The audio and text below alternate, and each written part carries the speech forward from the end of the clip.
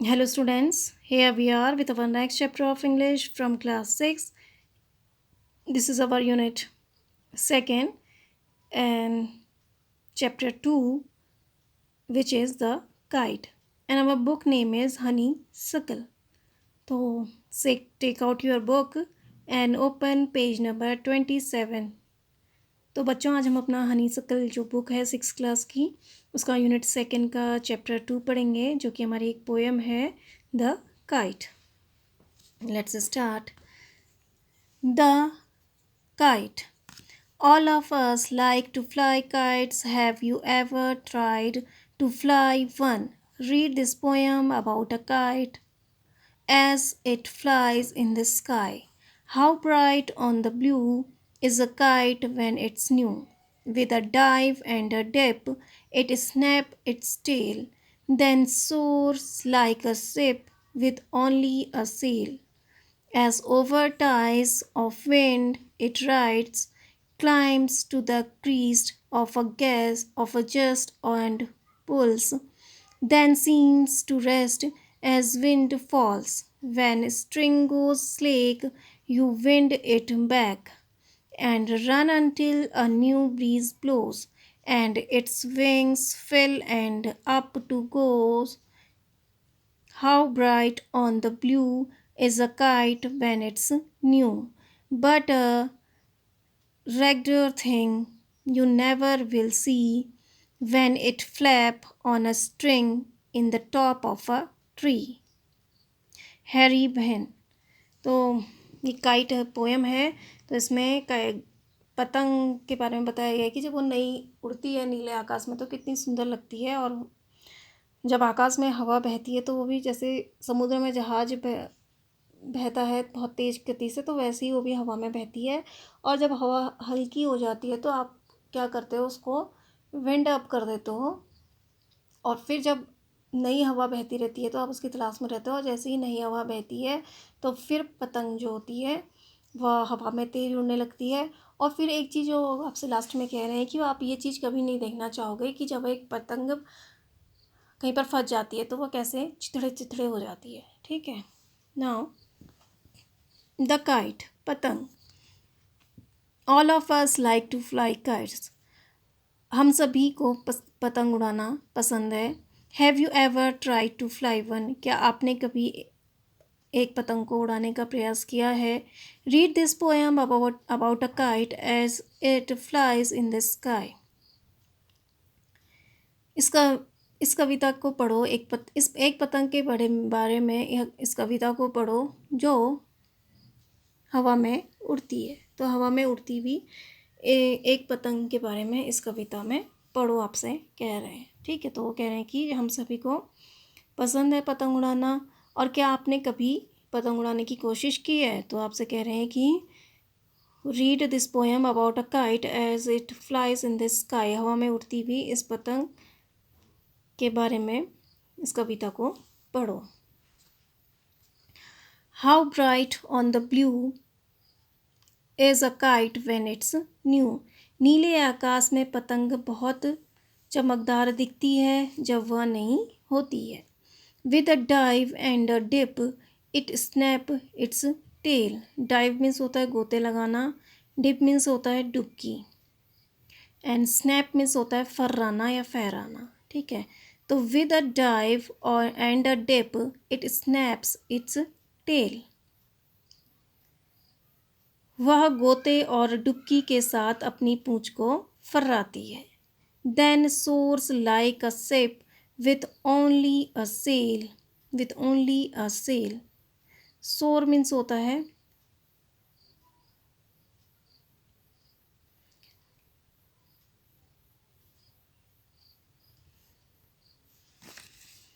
तो source means होता है ऊपर उठना. ठीक है. तो then soars like a ship with only a sail. फिर किसी जहाज की भांति केवल एक पंख के साथ ऊपर उठ जाती है, या केवल एक डोर के साथ ऊपर उठ जाती है. जैसे समुद्र में होता है ना, जहाज ऊपर को तैरता है, तो वैसे ही पतंग भी क्या करती है, हवा में क्या कर रहा है वो, एक डोर से, सिर्फ एक डोर से वो हवा में ऊपर उड़ जाती है। As over tides of wind it rides climbs to the crest of a gust and pulls. पतंग जहाज की भांति आकाश में तैरती है, जैसे जहाज ऊंची लहर पर सवारी करता है। Climbs of the Crest, Crest means होता है ऊंची चोटी, उसकी ऊंची चोटी पर चढ़ जाता है। Of a gust and pulls, उसी प्रकार पतंग भी हवा में के तेज झोंकों पर सवार होकर आगे की ओर खींचती है। जस्ट मीन्स होता है हवा के झोंके।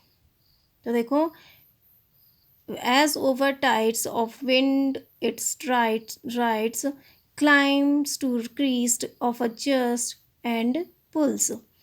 जैसे जहाँ पतंग जलपोत की भांति आकाश में तैरती है, जैसे जहाज ऊंची लहर पर सवारी करता है, उसकी चोटी पर चढ़ जाता है, उसी प्रकार पतंग भी हवा के तेज झोंकों पर सवार होकर आगे की ओर खींचती है। तो इसमें देखो, जहाज जैसे समुद्र में उसकी लहर से में जब वो चलता है तो वो ऊपर क्रीस्ट में पहुंच जाता है, यानी चोटी पर पहुंच जाता है। तो उसी प्रकार जो हवा बहती है तो पतंग भी क्या करती है, तेज झोंकों पर सवार होकर आगे की ओर खींचती है। Then seems to rest as wind falls, फिर जब हवा थम जाती है तो पतंग भी आराम करती हुई प्रतीत होती है। When string goes slack, you wind it back. Slack means होता है ढीला पड़ना। जब उसकी डोर ढीली पड़ जाती है तो उसे आप चरखी में लपेट लेते हो। विंड मीन्स होता है लपेटना। तो when string goes slack, you wind it back. उसकी डोर जब ढीली पड़ जाती है तो उसे आप चरखी में लपेट लेते हैं। And run until a new breeze blows. और जब उस समय तक दौड़ते हैं जब तक नई मंद हवा नहीं चलती। ब्रीज मीन्स होता है हल्की हवा। And its wings fill and up it goes, और उसके पंखों में हवा भर जाती है और वह ऊपर चली जाती है। How bright on the blue is a kite when it's new. नीले आकाश में पतंग बहुत चमकदार दिखती है जब वह नई होती है। But a regular thing you never will see. Regular means होता है बदहाल, लेकिन एक बदहाल चीज़ जो आपने कभी नहीं देखा होगा। When it flaps on a string in the top of a tree, जब वह किसी वृक्ष की चोटी में फंसकर एक धागे से बंधी फड़फड़ाती है। फ्लैप्स मीन्स होता है फड़फड़ाना, स्ट्रिंग मीन्स होता है धागा। तो when it flap on a string in the top of a tree, जब वह किसी वृक्ष की चोटी में फंसकर एक धागे से बंधी फड़फड़ाती है। तो देखो, इसमें कह रहे हैं कि how bright on the blue is a kite when it's new. नीले आकाश में पतंग बहुत चमकदार दिखती है जब वह नई होती है। तो कह रहे हैं जी, जब पतंग नई होती है तो वो नई पतंग जब आप उड़ाते हो तो नीले आकाश में वो बहुत चमकदार दिखती है। With a dive and a dip it snaps its tail. वह गोते और डुबकी के साथ अपनी पूंछ को फर्राती है। ठीक है, आपने देखा ना वो हवा में कैसे डाइव करती है पतंग, तो और फिर उसमें जो टेल होती है वो कैसे फड़फड़ाती है। ठीक है, आपने देखा होगा। Then soars like a ship with only a sail. फिर किसी जहाज की भांति केवल एक डोर के साथ ऊपर उठ जाती है। As over tides of wind it rides climbs to crest of a gust and pulls. पतंग जलपोत की भांति आकाश में तैरती है, जैसे जहाज ऊंची लहर पर सवारी करता है, उसकी चोटी पर चढ़ जाता है, उसी प्रकार पतंग भी हवा के तेज झोंकों पर सवार होकर आगे बढ़ती है, आगे की ओर खींचती है। पुल्स मीन्स होता है खींचना, जस्ट मीन्स होता है हवा के तेज झोंके। तो यहाँ पर कह रहे हैं कि as over tides of winds it rides climb to the crest of a gust and pulls. तो जैसे जहाज जो है वह जहाज की भांति आकाश में तैरती है, जैसे जहाज ऊंची लहरों पर सवारी करता है और समुद्र की ऊंची चोटी पर पहुंच जाता है, ठीक है। उसी प्रकार पतंग भी हवा के तेज झोंकों पर सवार होकर आगे की ओर खिंचती है। Then seems to rest as wind falls. फिर जब हवा थम जाती है तो पतंग आराम करती हुई नजर आती है। And string goes slack when string goes slack you wind it back. और जब उसकी डोर ढीली पड़ जाती है तो आप उसे चरखी में लपेट लेते हैं। And run until a new breeze blows. और जब तक नई हवा नहीं चलने लगती तब तक आप उस समय तक दौड़ते हो। And run until a new breeze blows. और उस समय तक दौड़ते हो जब तक नई मंद हवा नहीं चलने लगती। And its wings fill and up it goes. और उसके पंखों में हवा भर जाती है और वह ऊपर चली जाती है।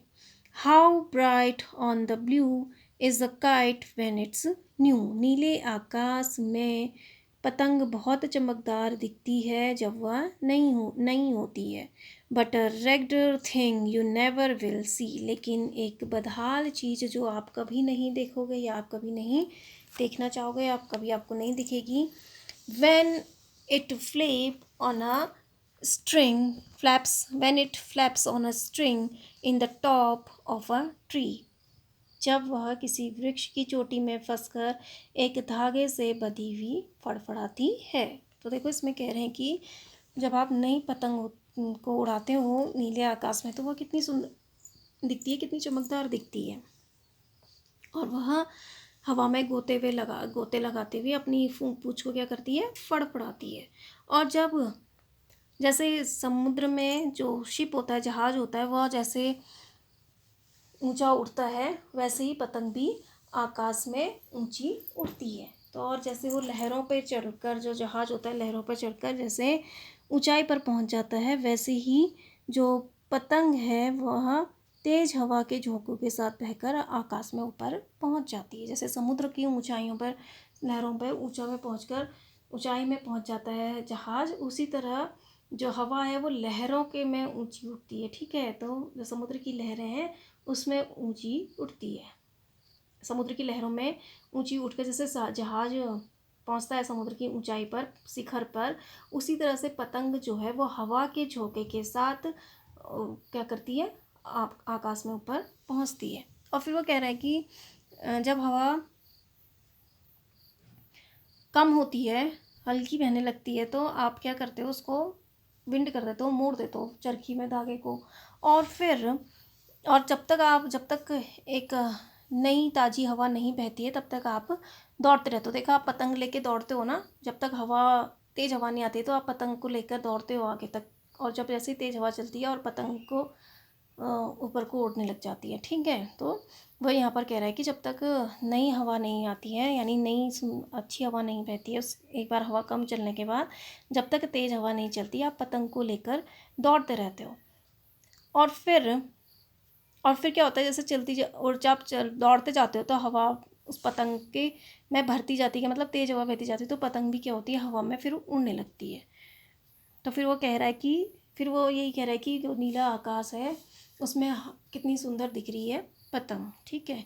और लेकिन फिर वो कह रहा है कि एक रेगुलर थिंग जो है, चिथड़ी फिथड़ी या बदहाल चीज़ है जो आप कभी नहीं देखोगे, वह यह है कि जब पतंग एक अपनी डोर के सहारे किसी पेड़ पर फंस जाती है। तो आपने देखा, जब पतंग किसी उसमें फंस जाती है, डोर में फंस जाती है, तो वो कैसे थोड़े टाइम बाद उसके मतलब वो फट जाती है। तो वो ऐसी बदहाल चीज़ आप कभी नहीं देखना चाहोगे, आप कभी नहीं देखोगे। तो पतंग यहाँ पर फट हो जाती है, फट जाती है, कहीं पर फंस जाती है तो फट जाती है ना, अगर वो निकल नहीं पाती है तो इसी तरह से यहाँ पर आपकी पोएम ख़त्म हुई। Kite. I hope you understand this. Now take out page number 29, your unit 3 and chapter first from this unit is Tarot's Reward. So open page number 29. So this is our unit 3 and our chapter first, Tarot's Reward. तो देखो यह story जो है एक जापानी story है। तो इसमें क्या होता है, एक टैरो नाम का एक लड़का है जो क्या है, वुड कटर है, और वो अपने माता पिता की बहुत आज्ञाकारी लड़का है। उनकी मतलब हर संभव, उसके माता पिता बहुत बूढ़े हैं, तो वह अपने माता पिता की हर इच्छा को पूरा करना चाहता है, उनकी मदद करना चाहता है। तो फिर इसमें यही बताया गया है इस स्टोरी में कि कैसे उसके पापा को एक बार सेक यानी एक गर्म पेय होता है जापान का, तो उसको पीने की इच्छा हुई उसके पापा को। सेक कहा जाता है उसको, गर्म पेय जो जापान का होता है, सेक। ठीक है, तो कैसे फिर एक वाटरफॉल ने उसकी मदद की, ये इस स्टोरी में बताया गया है। Okay, now we will read this chapter 3 and unit 3 and chapter 1, Taro's reward. Before you read, इससे पहले आप पढ़ो, this is a story about a thoughtful and loving son. यह थॉटफुल मीन्स होता है विचारशील, लविंग मीन्स होता है स्नेही। यह कहानी एक विचारशील और स्नेही लड़के की है। He works hard to fulfill his parents' wishes and gets some unexpected help. वह फुलफिल मीन्स होता है पूरी करना। वह अपने माता पिता की इच्छा को पूरी करने के लिए कठिन परिश्रम करता है और उसे कुछ अप्रत्याशित मदद मिल जाती है। अनएक्सपेक्टेड मीन्स होता है अप्रत्याशित, मतलब इसके बारे में आपने सोचा नहीं हो। तो and he gets some unexpected help, और उसे कुछ अप्रत्याशित मदद मिल जाती है। तो देखो यह स्टोरी एक थॉटफुल यानी विचारशील और एक लविंग यानी स्नेही लड़के की है। इसका नाम क्या है, टैरो। तो वह अपने मम्मी पापा की यानी अपने पेरेंट्स की इच्छा को फुलफ़िल करने के लिए, पूरा करने के लिए बहुत कठिन परिश्रम करता है, और उसे फिर एक अप्रत्याशित मदद मिल जाती है। तो उसी जो क्या हेल्प उसे मिलती है, वही हम क्या पढ़ेंगे इस स्टोरी में पढ़ेंगे। टैरोज रिवार्ड, टैरो का इनाम। तो जो लड़का है उसका नाम है टैरो। ठीक है, टैरोज रिवार्ड, टैरो का इनाम। A young woodcutter named Taro lived with his mother and father on a lonely hillside. Lonely means होता है निर्जन, hillside means होता है पहाड़ी। तारो नाम का एक युवा लकड़हारा अपने माता पिता के साथ एक निर्जन पहाड़ी पर रहता था। तो एक युवा लकड़हारा था जो अपने माता पिता के साथ एक निर्जन पहाड़ी पर रहता था। All day long he chopped would in the forest, पूरा दिन भर वह जंगल में लकड़ियाँ काटता। दो he worked very hard he earn very little money, यद्यपि वह बहुत कठिन परिश्रम करता फिर भी वह बहुत कम पैसा कमाता। तो देखो इसमें कह रहा है कि a young would cutter named Taro lived with his mother and father on a lonely hillside. एक युवा लकड़हारा अपने माता और पिता के साथ एक निर्जन पहाड़ी पर रहता था। All day long he chopped wood in the forest. पूरा दिन भर वह जंगल में लकड़ियाँ काटता। Though he worked very hard, he earned very little money. यद्यपि वह बहुत कठिन परिश्रम करता फिर भी वह बहुत कम पैसा कमाता। तो this made him sad for he was a thoughtful son and wanted to give his old parents everything they needed. यह उसे बहुत उदास बना देता क्योंकि वह एक विचारशील लड़का था और अपने बूढ़े माता पिता को हर चीज़ जिस चीज़ की उन्हें ज़रूरत होती वह चीज़ उन्हें देना चाहता था। तो कह रहा है कि this made him sad for he was a thoughtful son and wanted to give his old parents everything they needed. यह उसे उदास बना देता क्योंकि वह एक विचारशील लड़का था और अपने माता पिता को वह हर चीज़ देना चाहता जिनकी उन्हें आवश्यकता होती। तो देखो अब जो लकड़हारा था वह अपने मतलब बहुत कठिन परिश्रम करता था, ठीक है, अपने माता पिता को। वह दिन भर लकड़ियों में जंगलों में लकड़ियाँ काटता और बहुत कठिन परिश्रम करता था। फिर भी वह बहुत कम पैसे कमा पाता था इतना कठिन परिश्रम करने के बाद भी। तो यह चीज़ उसे बड़ा दुखी करती, क्योंकि वह एक बहुत विचारशील और बहुत अपने विचारशील लड़का था, जो ये चाहता था कि उसके मम्मी पापा जो भी चीज़ें चाहें उसके माता पिता, वह हर चीज़ दे सके। One evening, one Taro and his parents were sitting in a corner of their hut. A strong wind began to blow. One evening, एक शाम जब टैरो और उसके माता पिता अपनी झोपड़ी में एक कोने में बैठे हुए थे। A strong wind began to blow. एक तेज हवा बहनी शुरू हो गई। तो देखो, one evening one Taro and his parents were sitting in a corner of their hut, a strong wind began to blow.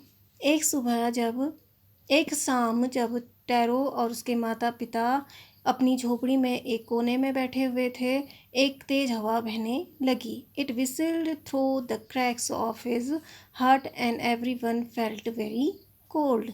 विसिल्ड means होता है pass through with a whistling sound, मतलब सीटी की आवाज़ के साथ गुजरना। तो it whistle through the cracks, cracks means होते हैं दरारें, ऑफ द हट, जो गैप होती हैं, दरारें होती हैं, छोटी से छेद या दरारें, ठीक है, ऑफ द हट and everyone felt very cold. यह झोपड़ी की दरारों के मध्य से सनसनाई और सभी को ठंड लगी। मीन्स जो उसकी झोपड़ी के जो छेद थे उनसे वह हवा अंदर को बही और अंदर को चली गई और सभी को क्या लगने लगी, ठंड लगने लगी। Suddenly Taro's father said, I wish I had a cup of shake. It would warm me and do my old heart good. Suddenly means अचानक से। Shake means होता है अ पॉपुलर जापानीज़ ड्रिंक। प्रसिद्ध एक जापानी ड्रिंक है जो सर्दियों में पी जाती है। आप क्या करने के लिए, वो अपने आप को गर्म रखने के लिए, वार्म रखने के लिए, ठीक है। तो अ पॉपुलर जापानीज़ ड्रिंक एक प्रसिद्ध जापानी पेय होता है जिसको सेक बोलते हैं, ठीक है। तो टैरो's father said, I wish I had a cup of shake. It would warm me and do my old heart good. काश मेरे पास एक सेक की प्याली होती, यह मुझे गर्म रखती और मेरे बूढ़े हृदय के लिए अच्छी होती। तो देखो, वो कह रहा है कि suddenly Taro's father said, I wish I had a cup of shake. It would warm me and do my old heart good. काश मेरे पास एक सेक का प्याला होता, यह मुझे गर्म रखता और मेरे बूढ़े हृदय के लिए अच्छा होता। तो एक दिन वो, तो क्या होता है, एक शाम को टैरो अपने पेरेंट्स के साथ अपनी झोपड़ी के एक कोने में बैठा होता है। तो अचानक से तेज़ तेज़ हवा बहने लगती है। तो वह तेज़ हवा उनके जो झोपड़ी की जो दरारें थीं, उन दरारों से वह अंदर की ओर बहने लगी और उन्हें क्या हुई, ठंड महसूस हुई। फिर अचानक से टैरो के पापा कहते हैं कि ये काश मेरे पास एक अभी सेक की एक प्याली होती जो मुझे गर्म रखती और मेरे जो ओल्ड हार्ट है, मेरा बूढ़ा हृदय है, उसके लिए भी वह अच्छा होता। तो सेक एक तरफ का काढ़ा होता है, जैसे हम लोग काढ़ा पीते हैं ना सर्दियों में, थोड़ा सा हमें वार्म रखता है। तो वही चीज़ जो सेक है वो जापानी ड्रिंक है जो गर्म रखने के लिए यूज़ होती है, ठीक है। तो सेक। Now this made Taro sadder than ever, for the heart-warming drink called shake was very expensive. Expensive means होता है कीमती।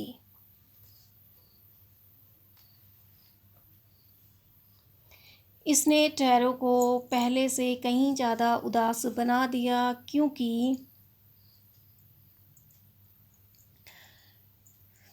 हृदय को गर्म रखने वाला पेय जिसको सेक कहा जाता है वह बहुत कीमती था। तो देखो, this made Taro sadder than ever. Sadder means होता है बहुत दुखी। तो this made Taro sadder than ever, for the heart warming drink called sake was very expensive.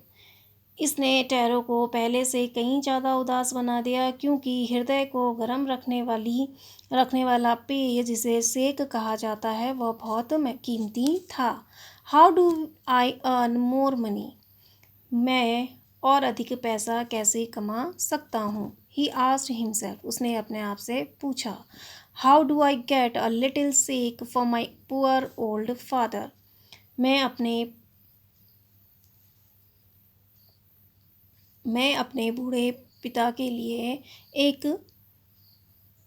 लिए थोड़ा सा सेक कैसे प्राप्त कर सकूँगा। तो how do I get a little sake for my poor old father, मैं अपने गरीब बूढ़े पिता के लिए सेक कैसे प्राप्त करूं। He decided to work harder than before, उसने पहले से अधिक कठिन परिश्रम करने का निश्चय किया। तो देखो वो कह रहा है कि जब उसके पिता ने ये कहा कि काश मेरे पास एक कभी सेक का प्याला होता जो मुझे और मेरा जो हृदय है उसे क्या रखता, गर्म रखता। तो यह सुनकर this made Taro sadder than ever, for the heart warming drink called sake was very expensive. इसने टैरो को पहले से कहीं उदास बना दिया, क्योंकि हृदय को गर्म रखने वाला पेय जिसे सेक कहा जाता है वह बहुत कीमती था। How do I earn more money, मैं और अधिक पैसा कैसे कमा सकता हूँ। ही आस्क्ड हिमसेल्फ, उसने अपने आप से पूछा। How do I get a little sake for my poor old father, मैं अपने गरीब बूढ़े पिता के लिए कैसे प्राप्त करूं। He decided to work harder than before, उसने पहले से अधिक कठिन परिश्रम करने का निश्चय किया। तो देखो अब उसने, क्योंकि वह एक बहुत ही थॉटफुल और लविंग बच्चा था जो अपने माता पिता की हर इच्छा को पूरा करना चाहता था। तो जब उसके पिता ने यह कहा कि काश मेरे पास एक सेक की प्याली होती, तो यह सुनकर उसको बहुत दुख हुआ, क्योंकि जो सेक था, जो हृदय को गर्म रखने वाला जो पेय था जिसको सेक कहते हैं, वो बहुत कीमती था, यानी बहुत महंगा था। तो फिर उसने ये कहा, फिर वो ये सोचने अपने आप से पूछा कि मैं इतना महंगा पेय खरीदने के लिए पैसे कैसे कमा सकता हूँ, कैसे मैं इतने पैसे कमाऊँ और कैसे मैं उस पेय को खरीदूँ। और फिर उसने पहले से भी वो जितनी काम करता था, कठिन परिश्रम करता था, उससे अधिक उसने कठिन परिश्रम करने का निर्णय लिया। Next morning, Taro jumped out of the bed earlier than usual and made his way to the forest. Usual means हमेशा की तरह। अगली सुबह टैरो सामान्य से पहले बिस्तर से कूद गया और जंगल की ओर चला गया। Next morning Taro jumped out the bed early than usual and made his way to forest. अगली सुबह टैरो सामान्य से पहले बिस्तर से कूद गया और जंगल की ओर चला गया। मीन्स वो जो पहले और दिनों जितना पहले उठता था उससे भी पहले उठ के वह जंगल की ओर चला गया। He chopped and cut as the sun climbed, and soon he was so warm that he had to take off his jacket. वह बारीक टुकड़ों को काटता गया और काटता गया। चॉप्ड एंड कट मतलब वह काटता गया और अलग करता, वह लकड़ी को काटता गया और अलग करता गया और काटता गया और अलग करता गया, जब तक कि जैसे सूरज ऊपर चढ़ गया। And soon he was so warm, और जल्द ही उसे इतनी गर्म हो गया कि he had to take off his jacket, उसे अपनी जैकेट उतारनी पड़ी। तो देखो, ही chopped and cut as the sun climbed, as soon as he was so warm that he had to take off his jacket.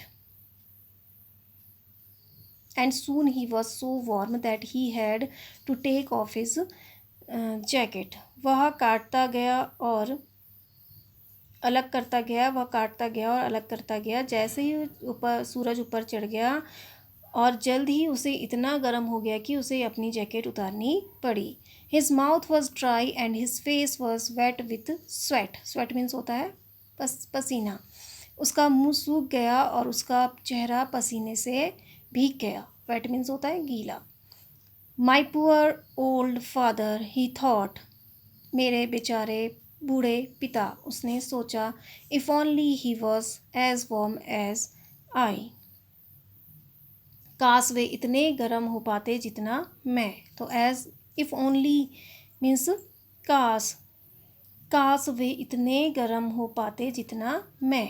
तो देखो, अगली सुबह टैरो जितना और दिनों की अपेक्षा जल्दी उठ गया और वह जंगल की ओर चला गया। तो उसने वहाँ लकड़ियाँ काटी और काटता गया और काटता गया, और जैसे ही सूरज ऊपर चढ़ा तो और और सूरज ऊपर चढ़ गया और जल्द ही उसे क्या हुई, इतनी गर्मी महसूस होगी कि उसे अपनी जैकेट उतारनी पड़ी और उसका मुंह सूख गया और उसका जो चेहरा था वह पसीने से गीला हो गया। तो वो कहता है कि my old father he thought, तो सोचता है मेरे बूढ़े पिताजी, if only he was as warm as, काश वे इतना गर्म हो पाते जितना मैं। तो उसके पापा को ठंड लग रही थी ना उस दिन, तो वो कहता है कि अभी मुझे जितनी गर्मी लग रही है काश इतनी गर्मी मेरे पापा को लग जाए। And with that, he began to chop even faster, thinking of the extra money he must earn to buy the stake to warm the old man's bone.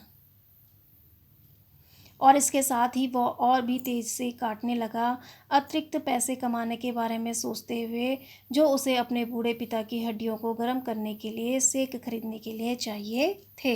तो and with that he began to chop even faster, thinking of the extra money he must earn to buy the sake to warm the old man's bones.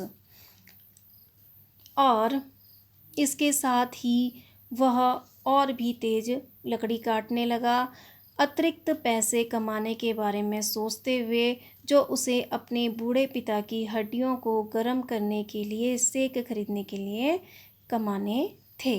तो देखो अब वह सोचने लगा, तो इसके साथ ही वह सोचते सोचते और जल्दी जल्दी लकड़ियाँ काटने लगा, क्योंकि उसे पैसे कमाने थे।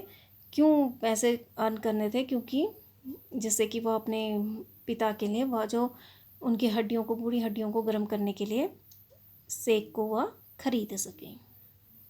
Now I hope you understand this. इससे आगे हम नेक्स्ट वीडियो में बढ़ेंगे। Thank you and have a nice day.